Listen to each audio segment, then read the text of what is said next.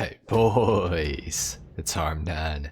Today I'm going to be going over what cars from the DLC that have dropped on day one that you should consider buying and which ones that you should consider avoiding. So the first car that I want to touch on is the Grotti Turismo Imaggio.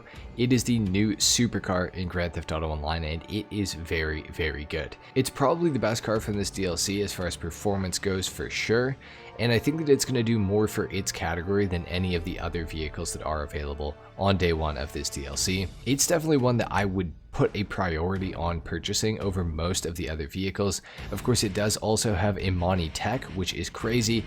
Now, it doesn't have the armor upgrade, but it does have the missile lock-on jammer, which honestly I think is good enough. It's a very, very good car, very fun to drive, a lot of good customization. I think it's one of the best looking cars in all of GTA Online as well right now, and it just came out, so that goes to show a lot. I think it's a very good car. The Turismo Imaggio is definitely one that I would recommend picking up for sure. Now, the next vehicle that I want to touch on is the Karin Vivinite. It is based off of a Toyota Sienna minivan from real life, and it is a interesting vehicle, but it's one that I would say I think you guys should avoid. Now, it is a four-seater. It does have the doors that slide back in the rear, which means that players can use full-size weapons in the back seat and use them to shoot at other players, which is pretty cool. However, the Karin Vivinite does have a glaring issue, and that is that the transmission and the turbo upgrades are both missing from it. Now, it's also a hybrid, so the engine only kicks in once you get up to about, say, 40-50 miles per hour. And below that, it's all electric. It's kind of interesting, but overall, I feel like it's kind of played out, this whole EV thing and the hybrid thing. It's kind of neat, but at the end of the day, it's literally a minivan, and it's just really not that interesting in all honesty. So I would avoid picking up the Karin Vivinite on day one at the very least. There's definitely some better cars to pick up.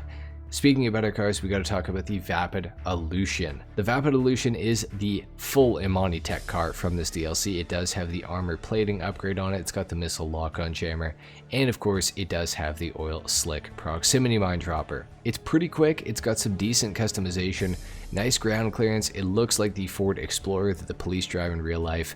And I think that generally it is just probably one of the best vehicles from the DLC overall. Obviously, being an Imani tech vehicle is pretty huge for that.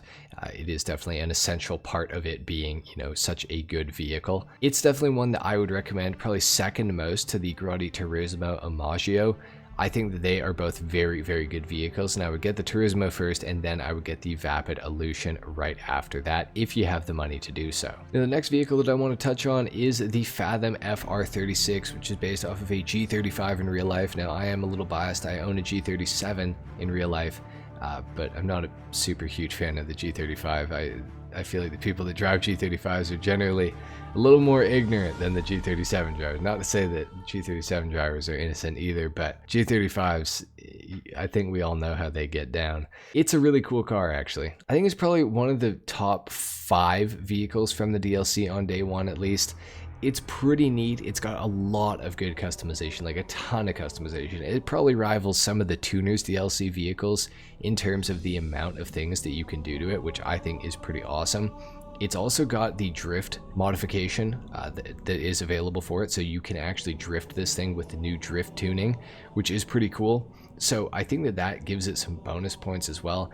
Also, I think it looks really good. It looks very realistic. It looks just like the G35 in real life, which I think is pretty cool. It's definitely a welcome addition to GTA for me to see that car in the game, and I do think that it is one of the better cars from the DLC, at least on day one so far. Now, next up, I want to talk about the Declasse Impaler LX. The Impaler LX is pretty trash, and it's not trash in the fact that like the performance is bad or anything. It's just we already have so many cars that look like the Impaler LX in the game already. A lot of them are Declasse vehicles. We have the Declasse Tulip M100, we have the Declasse Tahoma Coupe, we have the Declasse Tulip, we have all kinds of vehicles that we didn't really need another one, to be completely honest. And it looks just like the Bravado Greenwood as well, but the Bravado Greenwood is an Imani tech capable vehicle, and it's also way cheaper than the Impaler LX. So I would just say get a Bravado Greenwood instead of an Impaler LX. It basically looks the same, And the Bravado Greenwood at least has some Imani tech, which you're going to get something out of owning the car, whereas the Impaler LX is just another older sort of muscle car that's not really that special in my opinion. Now I know that's going to offend some people, but I feel like it is one of the weaker cars from this DLC on day one at least. So yeah, it's one that I would say you should probably avoid picking up this week for sure. Next up, of course, we have to talk about the Declassy Vigoro ZX convertible. I think this car is interesting. I like all of the new liveries that it has. The customization generally is pretty good on the Vigoro ZX. I think it's actually a decent car, but I would say as far as day one, it is probably the worst vehicle to pick up because we already have the Declassy Vigoro ZX in the game. And this is just the convertible version of it, which is worse looking. And honestly, I don't think it's that different. Like, it might have slightly better performance. I do seem to think that the convertible is slightly faster and maybe has slightly better handling, but I don't think it's worth it. I think you should pick up some vehicles that are like brand new to GTA instead of getting the Vigoro ZX, which we've already had in the game for about a year and a half. I don't think the Vigoro ZX convertible is super worth picking up. It's one that I would say avoid on day one. To start with at least. And then of course we have to talk about the Karen Asterope GZ. It's an interesting car. It's extremely overpriced. I think it's one that you should probably avoid, at least right now, until you probably get some of the other more important and more notable DLC cars, like the Dominator GT as well, which we're going to touch on in just a second here. But the Karen Asterope GZ doesn't have the most customization. It was honestly pretty underwhelming, the amount that it had. I was expecting a lot more. I think that Rockstar could have gone for a lot more. Overall, I was left a little bit disappointed. The performance was really nice. It was actually a fun car to drive, but overall, I would say my feeling towards the Karen Asterope GZ is one of disappointment. Slight disappointment, not the worst ever, but it's just not quite a top 5 car from this DLC in my opinion. So it's one that I would avoid altogether. The next car that I want to touch base on is of course the Vapid Unmarked Cruiser, which I think is one of the coolest cars from this DLC. Now, unfortunately, it does go for $3,950,000, but you can get the trade price, which is just shy of $3 million. Still, way too expensive for what it is, but at the same time, it is a police car in GTA Online, and I do have to say, I like it a lot. Now, for the vast majority of people, if you have less than, let's say, like 20 mil, you probably should not buy the police car right away. The Unmarked Cruiser is very cool, but if you are really low on money, you should definitely buy some other things first. I'm not going to say to avoid buying the unmarked police car entirely. I'm just going to say make sure you buy some of the other more useful vehicles first, because I feel like that is pretty important. And the last vehicle that I am going to quickly touch on is of course the Riot, aka the SWAT van. The SWAT van goes for $4.8 million without the trade price, and with the trade price, it's still a scam. It is a Pegasus vehicle. You cannot put it in your garage. You cannot customize it. For that reason, I'm going to go ahead and say just avoid getting the Riot, because what are you really going to use it for? And also, if you want one bad enough, go and get a 4-star and they'll start spawning in. Or you can literally go to the police station and steal them, which you could just go to the police station, steal a Riot, instead of going to wherever the Pegasus place is for $4.8 million and calling it and getting it whenever you want. Like it's really not worth it. So the Riot is definitely a vehicle that I would avoid buying. As somebody who has just spent 4.8 mil on it, please don't. Please don't. Please don't. But of course, we got to talk about the Dominator GT, which I think is probably the 3rd best vehicle from this DLC. It is pretty awesome, and I think that it looks really, really good.